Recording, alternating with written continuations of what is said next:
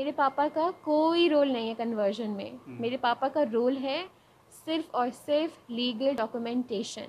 मुसलसल कई रोज़ से लगातार ज़बरदस्ती धर्म को तब्दील करने को लेकर लगातार सियासत देखने को मिल रही है। न्यूज़पेपर्स में और न्यूज़ चैनल्स में भी लगातार इस पर बहस की जा रही है।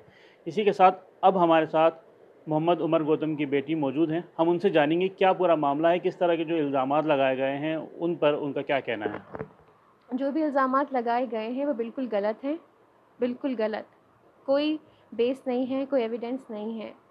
मेरे पापा को बुलाया गया था for investigation Mussoorie police station. वो भी किस काश तारीख को बुलाया गया था और कब बुलाया गया था, किस तरह से, क्या नोटिस वगैरह जारी किया गया था? मेरे पापा के पास नोटिस आया था और नोटिस में ये लिखा गया था कि आपको पुलिस स्टेशन आना है, और वो भी काशिफ और विपुल के केस में, क्योंकि वो मंदिर गए थे जहाँ उनको गिरफ्तार किया था। तो मेरे पापा को गिरफ्तार नहीं किया था, काशिफ को और विपुल को गिरफ्तार किया था मंदिर से।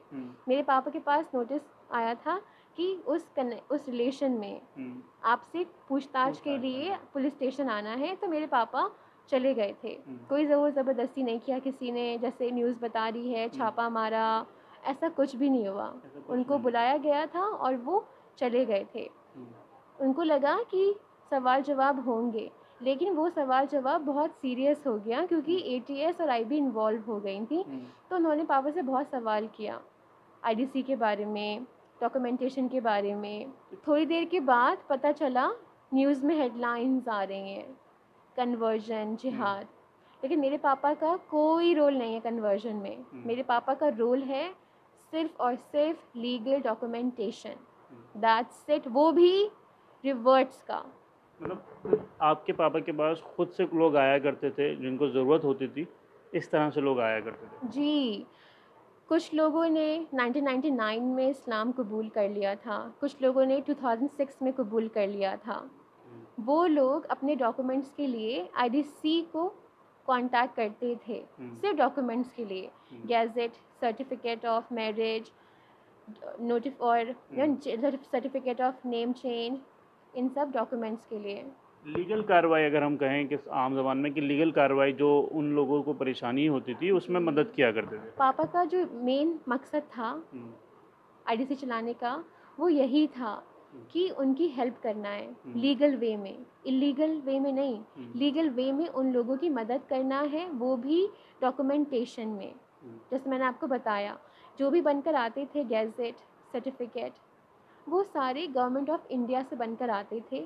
मजिस्ट्रेट उन्हें अप्रूव करता था, उसके बाद हम उनको हैंड ओवर कर देते थे। मौलाना उमर गौतम की तरफ से ही ये बात कही गई थी कि उनके पास डॉक्यूमेंट पूरे हैं, तो क्या वो फाइल अपने साथ लेकर गए थे? जी, जब वो सबसे पहले जब गए थे पुलिस स्टेशन, तो सवाल जवाब किया था। पापा से पूछा था मैंने कि क्या पूछा। पापा ने कहा कि एक हॉल था, वहाँ पे उन्हें बिठाया गया था और 7-8 लोग थे जो उनसे सवाल कर रहे थे। कोई पीछे से कर रहा था, कोई लेफ़्ट से, कोई राइट से। फिर ये भी कहा कि डॉक्यूमेंट्स के साथ सैटरडे को बुलाया गया है। डॉक्यूमेंट्स में पासपोर्ट, अकाउंट डिटेल्स, सिर्फ पापा की अकाउंट डिटेल्स नहीं, मेरी, मम्मी की और मेरे दोनों भाई की। तो वो सब पापा ने कलेक्ट किया। उसके बाद पापा को लगा कि सारे डॉक्यूमेंट्स हैं। कोई भी इंसान होगा तो वो कॉन्फिडेंट होगा कि सारे डॉक्यूमेंट्स हैं मेरे पास, तो नेचुरल है जब कोई शो कर रहा है एविडेंस और प्रूफ अपने काम के बारे में, तो वो तो ऑब्वियसली कॉन्फिडेंटली जाएगा। मेरे पापा भी वैसे ही गए सारे डॉक्यूमेंट्स के साथ। तो ये फ्राइडे और सैटरडे 2 दिन बुलाया गया था? जी, थर्सडे को बुलाया गया था, फ्राइडे को पापा घर में थे। अच्छा, फिर छोड़ सैटरडे को दिया दोबारा गया था, बुलाया। फिर सैटरडे को बुलाया गया था। ये सवाल बार बार लगाया गया और मतलब एटीएस ने भी ये बात बोली है कि फॉरेन फंडिंग का उसमें मुद्दा उठाया। तो क्या इस तरह का आपने जब अपने डॉक्यूमेंट्स दिखाए और क्या नाम है बैंक डिटेल्स वगैरह दिखाई, तो क्या उसमें इस तरह की कुछ बात है? बिल्कुल भी नहीं, बिल्कुल भी नहीं। ये फैब्रिकेशन है, ये मैनिपुलेशन है। मेरे पापा की कोई भी फंडिंग करोड़ों में नहीं हुई है।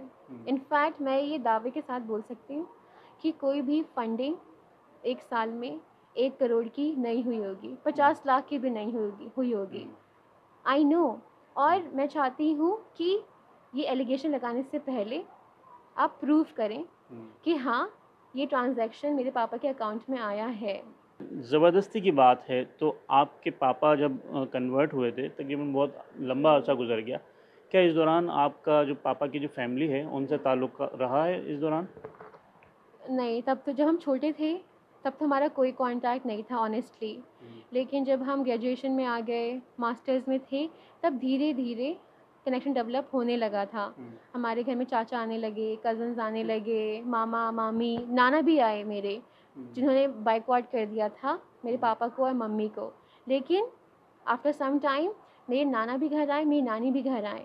और ये देखें कि इस्लाम में सबसे पहले अगर आपको दावत देनी है तो अपने ख़ानदान के लोगों को दो, अपने आसपास के लोगों को दो। तो अगर मैं आसपास के लोगों के बारे में बात करूं, अपनी मम्मी, वो सब ये भी नॉन मुस्लिम है?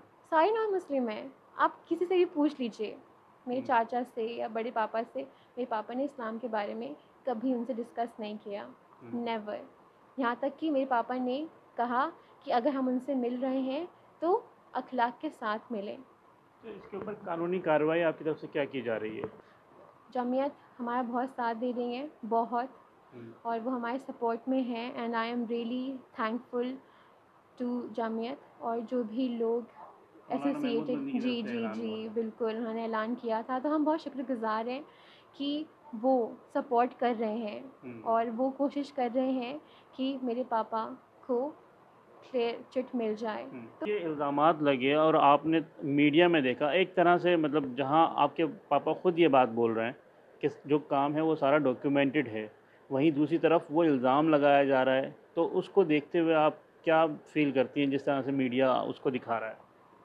डिप्रेशन होता है ऑनेस्टली, वन वर्ड ना, डिप्रेस्ड। तो जब भी मैं न्यूज़ देखती हूँ तो मुझे बहुत रोना आता है, लेकिन आई एम लाइक स्ट्रॉन्ग और मुझे यकीन है कि मेरे पापा को क्लीन चिट मिल जाएगी, क्योंकि ऐसा कोई एविडेंस अभी तक किसी ने शो नहीं किया है और ऐसा मेरे पापा ने कोई काम किया भी नहीं है जिससे ये शो हो सके कि मेरे पापा ने किसी को जबरन कन्वर्ट किया या आईएसआई की फंडिंग आई है या मेरे पापा पाकिस्तान गए हैं। तो मुझे यकीन है, भरोसा है, उम्मीद है कि लोगों की दुआओं से और मेरे पापा की सच्चाई सामने आएगी। अच्छा, बिलाल फ़िलिप से भी नाम जोड़ा जा रहा है, वो क्या मामला है? क्या ज़ाकिर नाइक से कभी मुलाकात रही है आपके पापा की?